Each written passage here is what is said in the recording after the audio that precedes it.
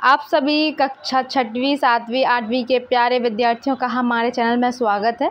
तो छात्रों, आज की इस वीडियो में आपके लिए लेकर आ चुके हैं हम आपका हमारा घर हमारा विद्यालय आपकी प्रयास पुस्तिका। जी हाँ गाइस, आपके जो हैं विद्यालय हैं वो प्रारंभ होने वाले हैं, तो आपको प्रयास पुस्तिका वहाँ पे अपनी कंप्लीट करके वहाँ पर जमा करनी होगी। तो हम इस वीडियो में देखेंगे कि आपको अपने प्रोजेक्ट 1 से लेकर 25 तक कैसे हल करना है। ठीक है, तो आप उस प्रकार हल करेंगे समझकर और अपना जो है उसे सबमिट कर देंगे। ठीक है, चलिए शुरू करते हैं। आज की इस वीडियो में शुरू करते हैं प्रोजेक्ट कार्य 1। इसमें आपको देखने को मिलेंगे प्रोजेक्ट कार्य 1 से लेकर 5 तक। बाकी की वीडियोस भी मैं आपको 6 से 10, 11 से 15, 16 से 20 और 21 से 25 तक आपको इस प्रकार की वीडियोस जो है हमारे चैनल के माध्यम से मिल जाएंगी और सबकी अलग अलग वीडियोस भी मिल जाएंगी। ठीक है, तो वीडियो को लाइक, चैनल को सब्सक्राइब और अपने दोस्तों के साथ शेयर करना ना भूलें। चलिए शुरू करते हैं। प्रोजेक्ट कार्य 1 है। देखिए क्या लिखा है। प्राचीन शहर नदियों के किनारे पर बसे हुए हैं। सोचिए और लिखिए कि यह शहर नदियों के किनारे पर ही क्यों बसे होंगे। नदियों के प्रदूषण का कारण भी यही शहर है। यदि हाँ तो कैसे, लिखिए। तो चलिए देखते हैं नदियों के किनारे बसे हुए शहरों के नाम। तो देखिए, क्षिप्रा नदी के किनारे बसा हुआ है उज्जैन शहर। गंगा नदी के किनारे बसा हुआ है हरिद्वार और यमुना नदी के किनारे बसा हुआ है आगरा। गोमती नदी के किनारे बसा हुआ है ओंकारेश्वर और नर्मदा नदी के किनारे हमारा जबलपुर, होशंगाबाद और ओंकारेश्वर। ओके, और अगला क्वेश्चन देखिए, शहर नदियों के किनारे क्यों बसे होंगे। तो शहर नदियों के किनारे निम्न कारणों से बसे होंगे। इसका एक मुख्य कारण पानी उपलब्धता के लिए, दूसरा कृषि कार्य के लिए, तीसरा जल परिवहन, व्यवसाय, उपजाऊ भूमि आदि के लिए। ठीक है, नदियों के किनारे इनकी पानी की आवश्यकता पूरी होती थी। नदियों के किनारे सिंचाई व्यवस्था हो सकती थी, तो वहाँ पर क्या कृषि डेवलप हुई। फिर वहाँ पर जल परिवहन, जल के माध्यम से आवागमन सरल था, व्यवसाय किया जा सकता था, उपजाऊ भूमि आदि के लिए। ठीक है, प्रदूषण के कारण, तो हाँ नदियाँ ही प्रदूषण का कारण भी हैं। उद्योग से निकले शहरी उद्योग से निकले जहरीले रसायनों और प्रदूषकों से युक्त बहुत सारा कचरा पैदा करते, जिसके कारण प्रदूषण बढ़ जाता है। ठीक है, फिर देखिए बजट कार्य 2, 5 जानवरों या वस्तुओं के चित्र बनाए और उनमें रंग भरे। तो यहाँ पे देखिए ये पेश किया गया है। आपको अपने हाथों से ही चित्र बनाना है और उसमें कलर भरना है। तो पहला आप अपनी मर्जी से चाहें तो भी आप चित्र बना सकते हैं जानवरों के। तो देखिए पहला है डॉग यानी कि कुत्ता। Dog is a PAT animal. ये आपको इंग्लिश में ही हल करना है। फिर देखिए it is very clever animal and third it run very fast. Next is name horse यानी कि घोड़ा। वाइट हॉर्स है ये। Horses are gentle domestic animals.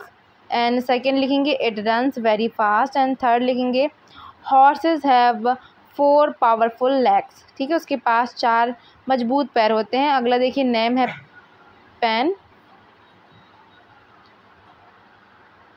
अच्छा, 5 जानवर और वस्तुओं आपको जो चाहिए उसका आप यहाँ पर चित्र बनाकर उनके बारे में लिख सकते हैं। तो देखिए पेन के बारे में, the pen is use to write on papers. It is black in colour. जो पेन हमने बनाया है वो कलर में ब्लैक है।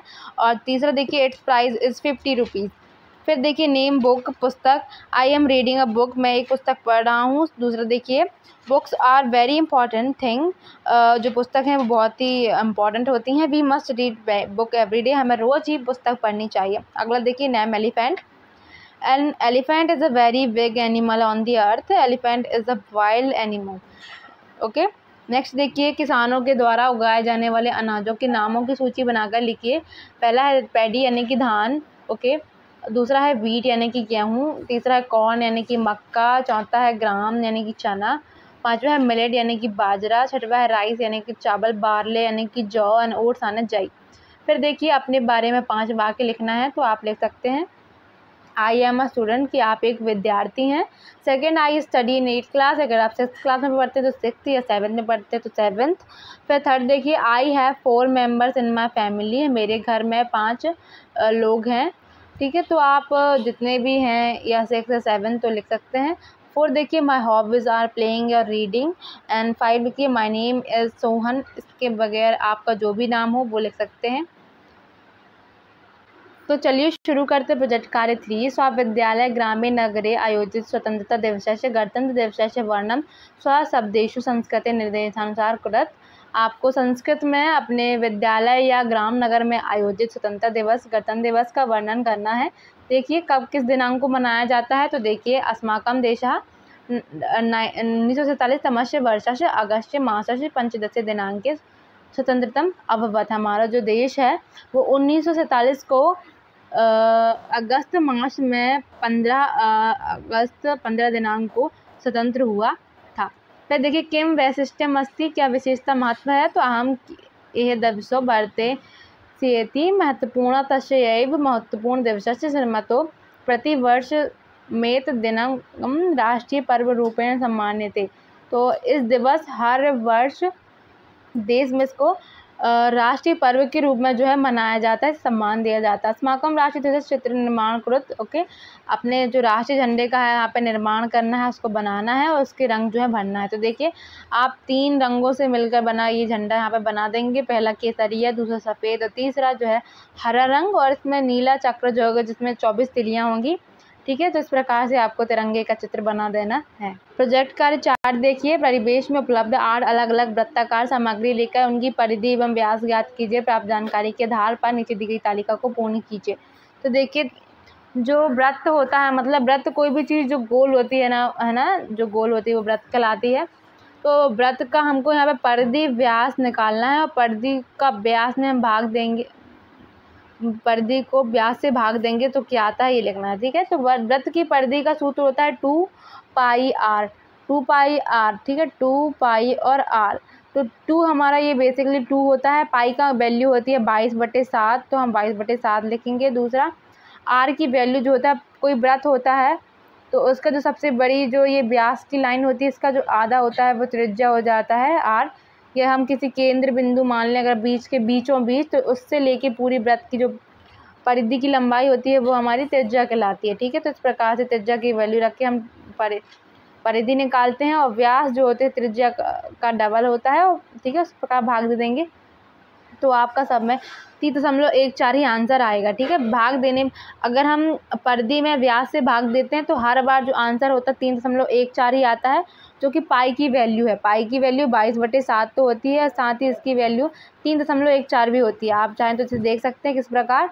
अगर हम 22 में 7 से भाग देंगे तो देखिए, तो 22 में 7 से भाग देने पर देखिए 7 एकम 7, 7 दूनी, चलिए देख लेते हैं। 22 में 7 से भाग देंगे तो 7 एकम 7, 7 दूनी 7 21। ठीक है, यहाँ पे बचेगा 1 और पॉइंट लगा के यहाँ पे हम 0 लगा दें तो 7 एकम 7, 10 में 7 जाएगा तो बचेगा 3, फिर ये 30 हो जाएगा और 7 एकम 7 समझो 7 21, 7 चौको 28। ठीक है, इस प्रकार फिर यहाँ पे 2 बचेगा, तो इस प्रकार ये जो है क्रिया दोहराती रहेगी। तो 3.14 जो है पहिए की वैल्यू हो जाएगी। फिर देखिए ये हैं, इस प्रकार आपको लिख देना थाली, प्लेट, साइकिल का पहिया, जो वैल्यूज़ हैं वो सामने दी गई हैं। आप इस प्रकार से तालिका को भर देंगे। चूड़ी, बोतल का ढक्कन, घड़ी, दीवार, आप अपने हिसाब से भी पूरा कैलकुलेशन करके देखिएगा। गाड़ी का पहिया, रिंग, प्ले। ठीक है, फिर देखिए उपरोक्त सारणी के आधार पर प्रश्नों के उत्तर लिखिए कि सामग्री की परिधि सबसे अधिक है। तो देखिए जो वृत्त सबसे बड़ा होगा उसकी परिधि उतनी ही बड़ी होगी। तो देखिए यहाँ पर गाड़ी का जो पहिया है और रिंग वो साइज में सबसे बड़े होंगे तो इनकी परिधि सबसे ज़्यादा होगी। और यहाँ पे आप देख भी सकते हैं कि ये परिधि यहाँ पे 176 सेंटीमीटर की निकल के आई है और रिंग की 132 सेंटीमीटर, जो कि पूरी तालिका में सबसे अधिक है। फिर देखिए कि सामग्री का व्यास सबसे अधिक है, जिसकी परिधि सबसे अधिक रहेगी उसका व्यास भी सबसे अधिक रहेगा। फिर देखिए तीसरा, उत्तर 1 वाली सामग्री की परिधि में के मान में उत्तर 2 वाली सामग्री के व्यास के का मान अनुपात कितना है। तो ये देखिए ये 136 अनुपात 56, 3.14। ठीक है, सभी 8 सामग्रियों की परिधि एवं व्यास के अनुपात को औसत ज्ञात कीजिए। तो सभी 8 सामग्रियों की परिधि एवं व्यास के अनुपात है 3.14। फिर देखेंगे अगला 5वां, वृत्त की परिधि का सूत्र लिखिए। इसे सूत्र में पाई का मान कितना माना जाता है, तो 2 पाई r, तो पाई का मान 22/7 या 3.14 माना। देखिए प्रोजेक्ट कार्य 25, विभिन्न प्रकार के भोज्य पदार्थों की सूची बनाकर उनके पोषक तत्वों को सारणी अनुसार लिखिए। तो देखिए भोज्य पदार्थों के नाम, उसमें पाए जाने पोषक तत्व। चावल में मिलेगा कार्बोहाइड्रेट, गेहूं में कार्बोहाइड्रेट, आलू में कार्बोहाइड्रेट, दूध में वसा और प्रोटीन भी लिख लेंगे आप, घी में वसा, पालक में खनिज पदार्थ और सेब में खनिज पदार्थ, अंडे में प्रोटीन, दाल में प्रोटीन, मछली में प्रोटीन। फिर बात देखिए भोजन में प्रोटीन के 6 पादप स्रोत और कोई 6 जंतु स्रोतों के नाम लिखिए। तो देखिए प्रोटीन प्रोटीन के पादप स्रोत हैं चना, सोयाबीन, मूंग, मटर और तुअर दाल, राजमा, तो आपको इनके चित्र भी चिपकाने हैं। और जंतु स्रोत हैं दूध, अंडा, मांस, मछली, पनीर, चिकन आदि। चलिए मिलेंगे अगली वीडियो में प्रोजेक्ट कार्य 6 से लेके 10 तक। तब तक के लिए धन्यवाद। वीडियो को लाइक, चैनल को सब्सक्राइब और दोस्तों के साथ शेयर करना ना भूलें।